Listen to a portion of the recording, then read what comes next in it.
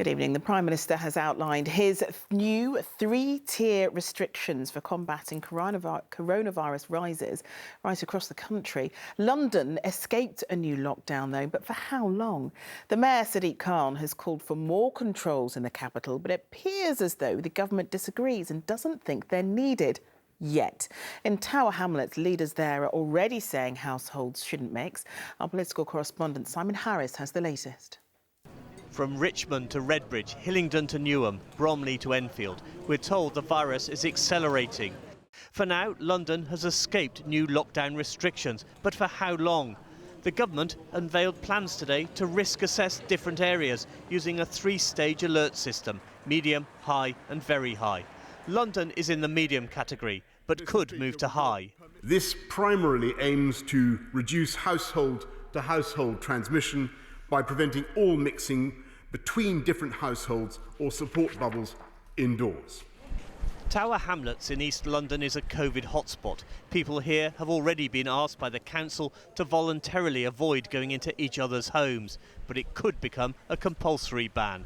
Is it necessary? I'm not sure. I don't really trust where they're going. I don't really think they have their own idea of what they want. If we do get another outbreak, then obviously that's a sensible thing to do. It's hard if you don't see your family, but end of the day, it's better to be safe than sorry. London's Mayor Sadiq Khan believes there's an overwhelming case for making it illegal for households to mix, and he's supported by some borough leaders. The clear evidence in London, including the East End, is that people are catching it out with their mates, but then spreading through household mixing. And so it's just one of the things that damps it down, and it seems to make sense. Boris Johnson isn't the only London MP to lead a major political party. There are two others, and they weren't impressed with the Prime Minister's latest plan. We've tried to give the Prime Minister the benefit of the doubt, but it increasingly feels like the Prime Minister is several steps behind the curve and running to catch up with a virus that he has lost control of long ago. Can the Prime Minister promise that the new sacrifices he's asking from people today will not be squandered this time? Even in London boroughs where the infection rate is rising rapidly, the numbers are nowhere near as high as some parts of northern England. But if we are at a tipping point, as the Mayor and some council leaders believe, further restrictions on Londoners might not be far off. And the question we're all asking, of course, Simon, is how soon that could happen. Well, the Mayor Sadiq Khan has had another meeting this afternoon with representatives of the London boroughs. And from that, the message is that it could happen quite quickly, possibly even this week. Now, it's not in Sadiq Khan's gift to move London up to the next alert level, but he and council leaders from across the capital will, with their scientific advisors, will be in talks with the government all week, or at least over the next few days, so we could have something before the end of the week. And if there is a ban on households mixing, possibly by the weekend, we can be pretty sure it'll be across the whole of London, not just the worst affected boroughs. OK, Simon, thanks very much. Good evening. The ever-rising numbers of COVID cases in the capital will reach an inevitable conclusion, it seems, with even harsher rules for everyone in the capital, possibly by the end of this week. Mayor Sadiq Khan has set out his favoured option, a short, sharp 2-week lockdown. That would mean closing bars and restaurants and more to bring cases down. But what seems more likely is the capital being moved into new restrictions, which would, in effect, ban all households mixing. Our political correspondent Simon Harris has our report. Londoners might be just days away from new restrictions, but already the talk is of even tighter curbs. The Mayor is backing the idea of a 2-week nationwide lockdown from next week, a so-called circuit breaker. If it's going to make things safer, I think it's a really good idea. I think it's needed. I mean, we've got to remember that it's a very serious situation. Doesn't really make a difference. I'm still going to go to work. We seem to be safe in London. It seems to be elsewhere where the problems are. The last lockdown is all too fresh in the memory of many business owners in London. Some firms will never recover. The idea of a second limited lockdown has been rejected by ministers, but Sadiq Khan thinks that's a mistake. This 2 weeks worth of, circuit breaker could avoid the need for us to have months of being in tier 2 or tier 3, and that's what I think the government should do. According to the Mayor, London is averaging around 90 cases for every 100,000 people. In the next few days, it's likely to reach 100 cases for every 100,000. That will change London's alert status from medium to high, leading to a ban on households mixing. And it's not just London. The leader of Essex County Council also wants to move to the next level of restrictions. If we wait, then it may well be that actually, as the numbers keep rising, almost doubling every week, we will see a situation where we go into level 3 or tier 3, and that would be disastrous for families, quite frankly. The spike in cases in some parts of London and the home counties has also raised questions about whether the figures are accurate. In Richmond, London's worst affected borough, it appears students who are away at university are being included. They may have tested positive in other parts of the country, but because their home address and their GP is here, they're added to Richmond's total. The council reckons a quarter of all cases in the last fortnight involved 18 to 30-year-olds living in places like Exeter, Durham and Manchester. This is showing up people who aren't even sick here in the borough. It's just absolutely ludicrous. What's the answer? The answer is to devolve all of the power for test, trace and isolate down to local authorities. We know our patch, we know who are living here. We certainly wouldn't have taken people in Manchester and included them in our figures. Unless the rise in infections suddenly reverses, some new restrictions in London seem inevitable. Simon Harris, ITV News. Well, our political correspondent Simon Harris is with us now to talk a little bit more about this short circuit break situation, because it's starting to gain momentum now, isn't it?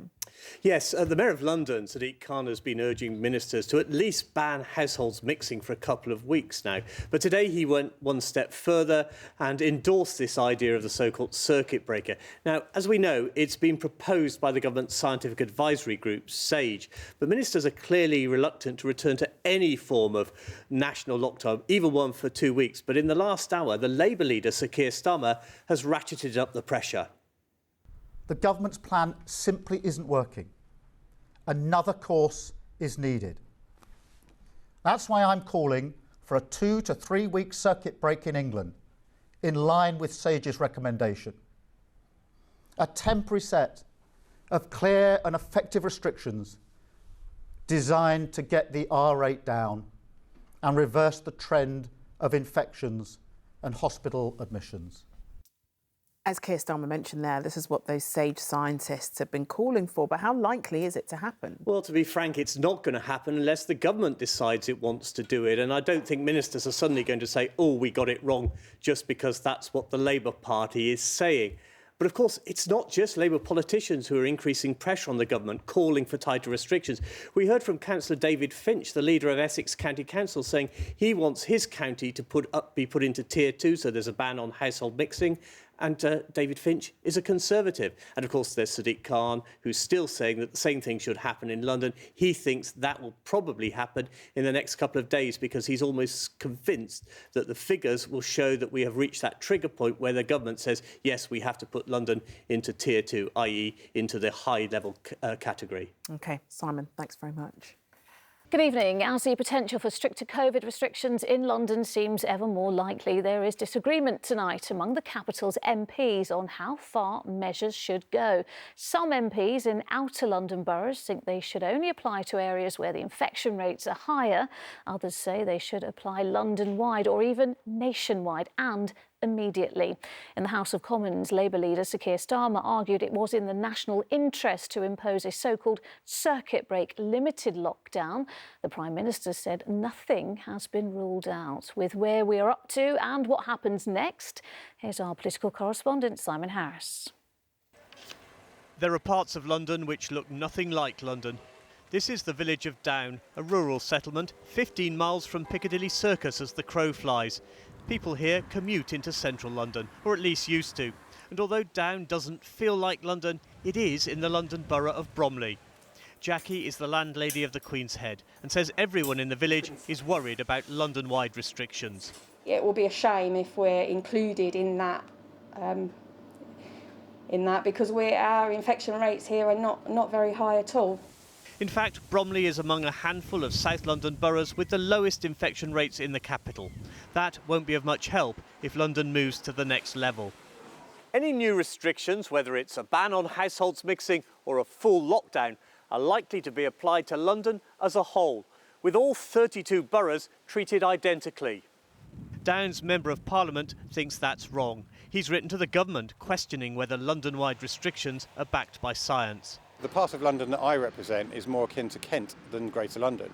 It's got hedgerows, farmers' fields, country lanes there. And the infection rate, crucially, is significantly lower than other parts of London. I think London needs to act as one on this, and the nature of London is that we're not hermetically sealed. We're the sort of people that do travel around. I live in Ealing, I work in Westminster, I'll have been on a tube with people from all over. What happens next now divides the politicians along party lines. The Labour leader wants a 3-week circuit breaker lockdown. Boris Johnson accused Sir Keir Starmer of being opportunistic.